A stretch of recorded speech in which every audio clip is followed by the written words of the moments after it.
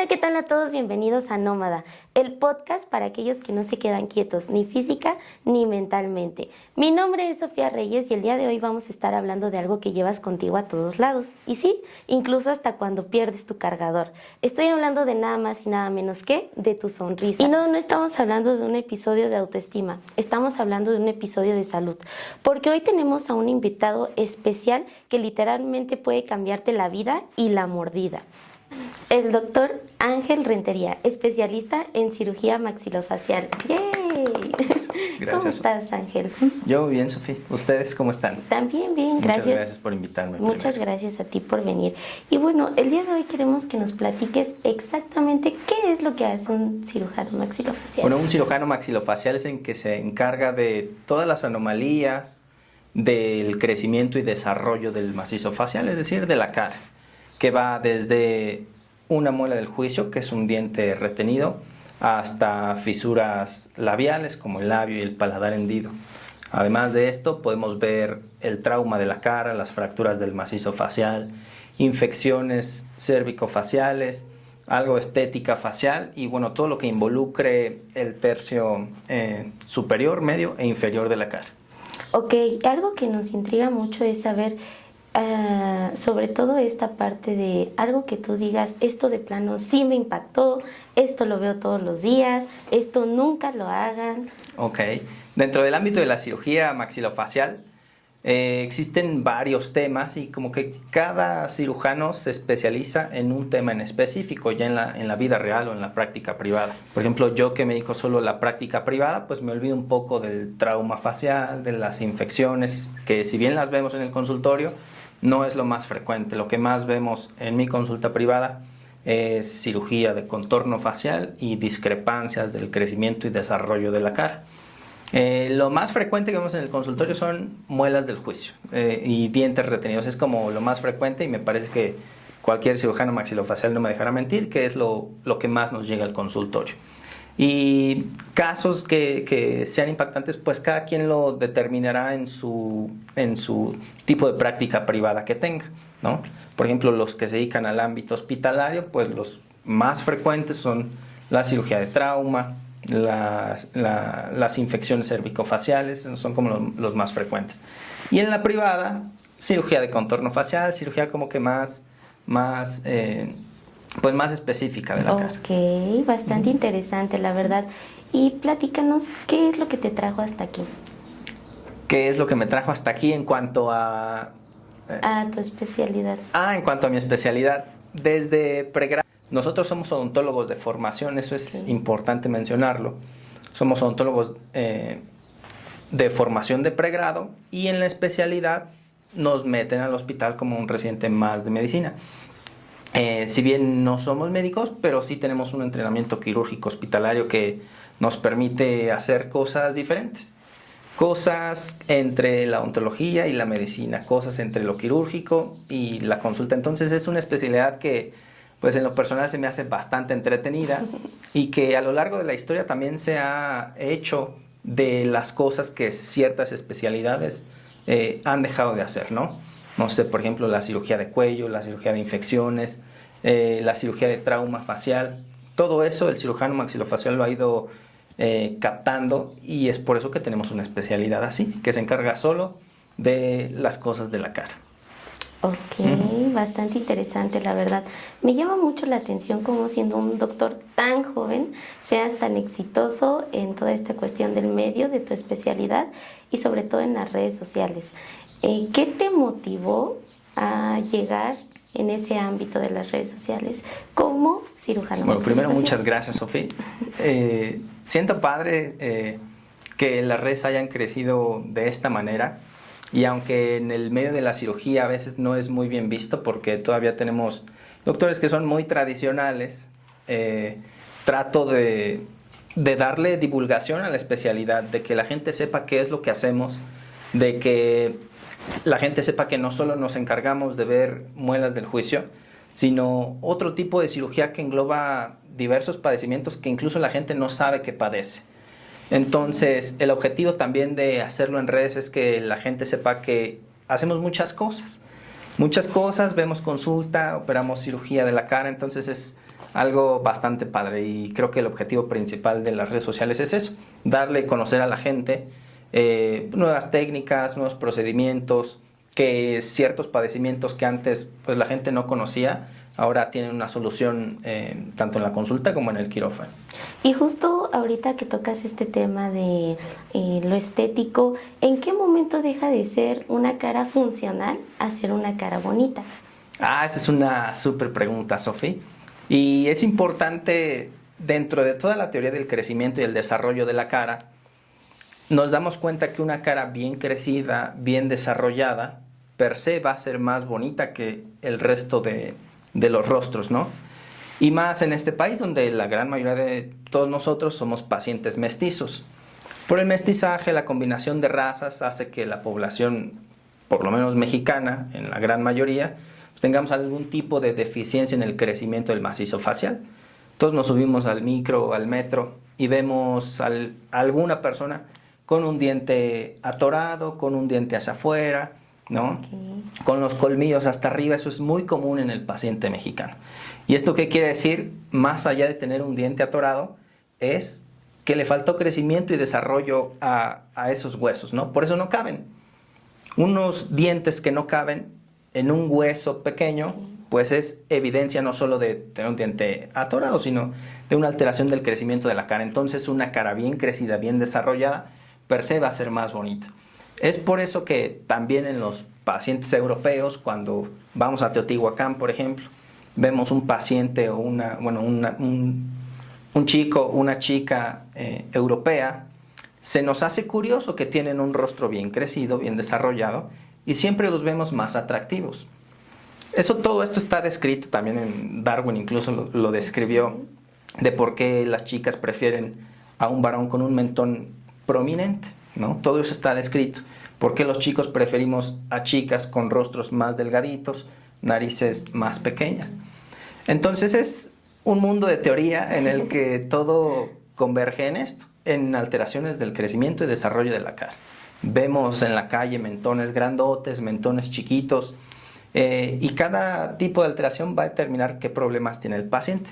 No sé, por ejemplo, todos hemos visto un paciente con el mentón muy chiquito. Lo más probable es que sea una cara corta, que el paciente tienda a roncar, ¿no? Okay. Entonces, las caras cortas, y aquí viene una comparación y que espero no se malinterprete, todos hemos conocido un perrito pug o un perrito bulldog con una cara corta, ¿sí? Ese perrito, ¿cómo anda por el parque? Se la pasa jadeando, duerme y ronca, ¿no? En cambio vemos un pastor alemán, un perrito labrador con unos maxilares bien crecidos, bien desarrollados. Es un perrito funcional que vive más de 10 años, y un perrito pug se nos está muriendo a los 7, 8 años, ¿no? Digo, no tengo idea de la teoría de cuánto vivan estos perritos, pero es lo que generalmente sucede. Qué interesante, y sobre todo qué buen ejemplo. Ya saben, si roncan mucho, si tienen un diente atorado, ya saben a quién acudir. El doctor Ángel es el experto. Ahora también un consejo en cuestión de algo que nosotros hacemos mal, algo que tú nos digas, no ignoren esto, si está pasando, acudan al médico, acudan con un dentro de los padecimientos más frecuentes son muelas del juicio y dientes atorados, que en más del 95% tenemos que quitar una muela del juicio. Aunque la ven bien, aunque todo se ve en orden, más del 95% de los pacientes mexicanos necesitamos quitárnoslas, ¿sí? Tenemos maxilares cortos, las muelas no caben aunque vengan derechitas, no son funcionales. Otro trastorno muy frecuente ahora en estas fechas son los trastornos de bruxismo. El bruxismo es el rechinido involuntario de los dientes. Puede ser en el adulto, puede ser en el niño, puede ser en el día y puede ser en la noche. En general, en el paciente adulto es como lo más frecuente actualmente, ¿no? Que rechinen los dientes de forma involuntaria durante el sueño. Este rechinido involuntario pues no es normal, ¿no? Hay que diagnosticarlo, hay que verlo en la consulta y determinar el origen del por qué están rechinando los dientes en la noche. Ok, ya saben, si rechinan los dientes es una señal de que hay que acudir con a un especialista, claro. Ahora entrando en la parte de mitos, que es algo que a la gente le llama mucho la atención, yo te voy a decir el mito y tú lo desmientes o dices si es verdad, ¿vale? Okay. El primero es, ¿las cirugías duelen horrible? Depende qué tipo de cirugía. Si nos vamos a las más frecuentes, que es una extracción de muelas del juicio, si lo haces con un especialista, lo normal es que no sea tan terrible, ¿no? Por supuesto no es un viaje a Disneylandia, pero no es tan terrible. El objetivo es que durante esos 30-35 minutos de procedimiento quirúrgico por las 4 muelas, la pases tranquilo, ¿no? Que no sea incómodo, que la anestesia tenga un buen efecto. Así que no debería de doler y tampoco debería de durar más de 1 hora por las 4 muelas si lo hacen con un especialista. Aquí sí hay que aclarar que yo les sugiero que le inviertan un poquito más porque realmente es un poquito más costoso hacerlo con un especialista que con un odontólogo general, pero el especialista es lo que hace todos los días. Entonces disminuye el riesgo quirúrgico, disminuye el tiempo quirúrgico y disminuye el riesgo de complicaciones. Así que, ¿duele? No, pero tampoco es la sensación más agradable, ¿no? Yo les sugiero que lo hagan una vez y en 35 minutos se olvidan de esto para siempre. Eso es verdad, eso es verdad. Justo ahorita que tocabas la parte de que es exacto acudir con un especialista, tenemos el mito de que un dentista y un maxilofacial hacen lo mismo. Un odontólogo general, como bien se puede tratar cualquier padecimiento de los dientes. Sin embargo, esto se vuelve como en medicina. El médico general igual puede ver consulta general, pero un padecimiento específico de algún órgano en especial, pues lo tendrá que ver un especialista. No estoy diciendo que no se pueda, sin embargo, el especialista consideremos que es lo único que hace todo el día. Es como ir a cambiar una llanta. Yo la puedo cambiar, pero me voy a tardar más. O hay más cosas que eventualmente se me pueden complicar. Cierto. En cambio, si voy con el talachero, pues el talachero tiene una herramienta especial para quitar todo tipo de tuercas, para cambiar todo tipo de llantas. Y si bien yo me tardo 15 minutos, pues él podrá tardarse 1 minuto. Entonces, en esa analogía, pues sí les sugiero que cualquier tratamiento de especialidad, tanto odontológico como médico, pues sí, nos va a salir un poquito más caro, pero disminuimos el riesgo de complicaciones, tiempos, diagnósticos, entonces todo se vuelve más rápido, más ágil. Y considerando que es la salud, pues sí consideraría que tomen en cuenta eso. Sí, claro. En la odontología tenemos varias especialidades. Y así como en la medicina existen muchas, para un diente también llega el punto en el que en el mismo consultorio para tratar un diente lo vemos 5 o 6 personas. El que se encarga de los brackets, el que se encarga de alinear los dientes, el que se encarga de las endodoncias, que también es lo único que hace, el que se encarga de restaurar los dientes, ya cuando le hicieron su endodoncia, el que se encarga de darle tratamiento y soporte a las encías y al hueso que sostiene al diente, el que se encarga de los trastornos de la articulación, y pues nosotros evidentemente que somos los del tratamiento quirúrgico. Entonces se vuelve algo tan complejo tratar un diente y es por eso que tenemos tantas especialidades ya en la odontología. Ok, bastante interesante esta parte también. Algo más que llama la atención es, si no me duele, no pasa nada. Al inicio pues no, pero evidentemente esto se va complicando y se va haciendo una bola de nieve. Entonces, si en el tratamiento preventivo que les dicen, oye, ve a tu limpieza de odontología general cada 6 meses, te cuesta, en México de acuerdo a la zona y quién lo vaya a hacer, va desde los 500 pesos hasta los 2,000 pesos una limpieza dental convencional, ¿no? Okay. Que yo considero que debería ser un poquito más, pero bueno. Eso cuesta un tratamiento preventivo cada 6 meses. Pero supongamos, ese dientito ya se lesionó. Porque tienes una mala técnica de cepillado, porque comes muchos dulces, por lo que sea. Ahora, una restauración te va a costar 2,000, 2,500 pesos. Si dejas pasar más tiempo, un tratamiento de conductos te va a costar entre los 4,000, 4,500 pesos. Más la restauración que te va a costar otros 6,000 hasta 10,000 pesos, ¿no? Ahora, si ya perdiste el dientito, es quitar el dientito más colocar el implante. Ahí ya se nos van hasta los 28,000 pesos por diente. Entonces es algo bastante complicado que si no vas siguiendo los pasos de prevención, pues se va volviendo mucho, mucho más caro y por supuesto que para muchos pacientes inaccesible, ¿no? Ahora también hay que considerar el nivel socioeconómico del paciente. Hay muchos pacientes que por diversas situaciones que uno no quisiera considerar, que evidentemente es el dinero, pues no tienen acceso a este tipo de atención, ¿no? Ok, y también justo, bueno, a mí siempre lo que me impresiona es aquellas personas que acuden ya hasta que de plano agrava el problema, ¿no? Así que igual, ya saben, súper importante ir desde, aunque no te duele nada, tú ir, ser precavido y tomar en cuenta los pasos, ¿no? Sobre todo.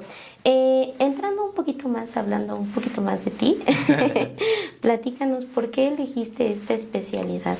Esta especialidad porque dentro del mundo de la odontología es la especialidad que dura más tiempo. Digamos que como odontólogo es, desde mi perspectiva, como lo máximo a lo que podemos aspirar.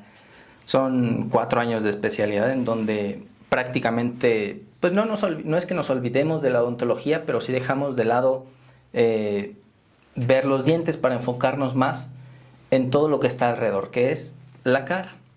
Desde tercer semestre que yo iba en pregrado y yo recibía clases de anatomía de cabeza y cuello, yo tenía un profesor que se veía diferente a los demás y me daba clases de anatomía de cabeza y cuello. Ya después me di cuenta que el doctor era cirujano, entonces yo decía, yo quiero ser como ese señor. Y desde ahí como que me empezó a gustar. Después, en los siguientes semestres, me di cuenta que, pues si bien restaurar dientes me gustaba y era entretenido, no me encantaba. Que si bien hacer endodoncias y eso, no me encantaba. O sea, lo hacía porque tenía que cumplir el requisito, pero realmente lo que a mí me gustaba era, si bien un poco la teoría, la anatomía de la cabeza y el cuello, y la parte quirúrgica. Entonces, como que desde tercer semestre sí... Surgió tu inspiración exacto, con el profe. Sí, justo. Ok. Y ya al final, pues tomar la decisión de hacer mi servicio social con él y darme cuenta que, pues sí me gustaba, porque nos mandaba a rotar al hospital y después yo daba clases a chicos de tercer semestre. Entonces todo esto como que me abrió el panorama a darme cuenta que en el hospital prácticamente ya no veíamos dientes, veíamos eso que te platicaba, fracturados, infectados, accidentes de moto, patología, tumores también de cabeza y cuello que olvidé mencionar, todo eso y se me hizo bastante entretenido. Ahora sí encontraste sí. Lo tuyo. ¿Qué es lo que más te gusta de tu trabajo? Lo que más me gusta de mi trabajo es que el rostro tiene muchas cosas para hacer, tiene, pues si bien muchos problemas, nosotros podemos ayudar de muchas formas. Desde el tratamiento farmacológico para quitar dolores de cabeza, con esto que te comentaba del bruxismo, trastornos de la articulación de la mandíbula con el cráneo, ¿no? El clásico paciente que le truena la mandíbula. Podemos desde quitar una muela del juicio hasta quitar un tumor de media mandíbula o de medio maxilar, que si bien pues no es lo ideal, ¿no? En esto que te comentaba de los pacientes que se desatienden, pues podemos quitar desde una muela del juicio, que es técnicamente sencillo, hasta quitar una mandíbula y además reconstruirla. Con esto de las nuevas tecnologías también, de que le tomas una tomografía al paciente. Una tomografía es un estudio en donde podemos ver el esqueleto del paciente.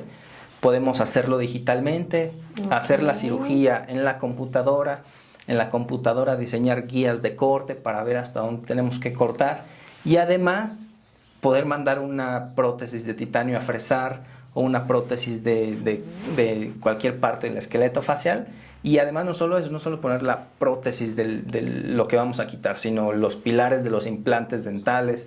Se vuelve algo bastante complejo porque no solo es quitar el tumor, sino además devolverle la función al paciente, que pueda volver a comer, que pueda volver a masticar. Entonces, es muy padre. Te das cuenta que lo platico así como con emoción, ¿no? Sí, se ve que te gusta, la verdad. ¿Sí? Qué divertido. ¿Destacarías alguna cirugía que sea tu favorita? Que digas, a mí me encanta operar de esto, ¿no? Eso, sí. Generalmente la cirugía que ya ofrecemos en el consultorio y a lo que nos estamos especializando es a la cirugía de contorno facial y discrepancias de la cara, que se oye así como rimbombante, pero en conclusión, los pacientes que tienen la mandíbula muy grandota o la mandíbula muy chiquita. Esa cirugía, si bien es compleja, Nos apoyamos de las nuevas tecnologías, operamos primero al paciente en la computadora, hacemos las predicciones en la computadora y después todo eso lo llevamos al quirófano. Entonces se vuelve más rápido, más predecible y los resultados en el cambio de vida del paciente definitivamente son muy padres. Dices, ya más allá. wow. Sí, realmente, digo, ahí en Instagram tenemos algunos casos en donde podemos ver que además del beneficio estético del paciente, que es lo que se ve en redes, es un beneficio funcional, ¿no? Lo que te comentaba hace ratito de los pacientes con las caras cortas, roncadores, pues con una cirugía de estas lo hacemos que deje de roncar, ¿no? Parece increíble, pero hay pacientes que acuden porque roncan, porque se están separando, incluso pacientes después de los 40 años llegan a consulta por ese motivo. Okay. Es que ya dormimos en camas separadas, es que no dejo dormir a mi pareja, por algo que parece tan simple y que hace algunos años parecía no tener solución, ¿no? Entonces, esta cirugía, además de ser funcional, que te quite el ronquido, pues tiene el plus de que el rostro se te ve más bonito, como lo comentamos al principio, una cara bien crecida, bien desarrollada, per se se va a ver más bonita. Ok, qué divertido, la verdad, también esta parte que comentas de aquellos que duermen en camas separadas. no me lo esperaba, la verdad. ¿Alguna que tú digas, esta de plano no me gusta? La cirugía que no me gusta es la cirugía de las infecciones cervicofaciales. Ok. No me encanta, es un paciente que per se lleva complicadísimo, ¿no? Son los pacientes que pues sí llegan a tener desenlaces fatales. La gente no cree que alguien se puede morir por una muela del juicio infectada, pero no lo saben porque no lo han visto en el hospital, no han visto morir a alguien de una infección de muela del juicio, que parece increíble en pleno 2026, pero así pasa. Como en mil maneras de morir. Como ¿no? en mil maneras de morir, justo. La gente no cree que se pueden morir de eso, entonces pues lo descuidan, creen que uno le quiere sacar las muelas nada más porque las trae ahí, pero todo tiene razón de ser, todo tiene un fundamento teórico y es importante que reciban atención. Sí, sobre todo. Ahora, finalizando este gran episodio bastante enriquecedor, ¿qué mensaje nos das a nosotros los jóvenes para no desistir, para llegar al éxito, para cumplir nuestros sueños, nuestras metas y sobre todo viniendo de ti, una persona tan joven y que estás en una especialidad tan padre? Muchas gracias, Sofía. El consejo es ser disciplinado, ¿no? Creo que no hay otra manera de definirlo porque ¿quién se quiere levantar a las 5 de la mañana? Nadie. Nadie quiere hacerlo, pero una cosa es querer hacerlo y otra cosa es tener que hacerlo para lograr un objetivo, ¿no? Y es durante años, no es una semana me levanté a las 5 de la mañana, no, o sea, es un estilo de vida, es estudiar, es que en lugar de ir a la fiesta tengo que leer, ¿no? Claro. Entonces sí, el trato es disciplina, es como la gente que hace ejercicio. Todos queremos un cuerpo como el chico, la chica que hace ejercicio, pero no estamos dispuestos a sacrificar la comida, no estamos dispuestos a ir al gimnasio. Lo mismo acá, pero en la academia, ¿no? Entonces, correcto. Si quieres hacer algo académicamente provechoso, que si bien no es lo que te va a dar una mejor calidad de vida, pero sí te va a dar más oportunidades para que en el mercado laboral puedas sobrevivir y puedas pues, tener ingresos mejores, ¿no?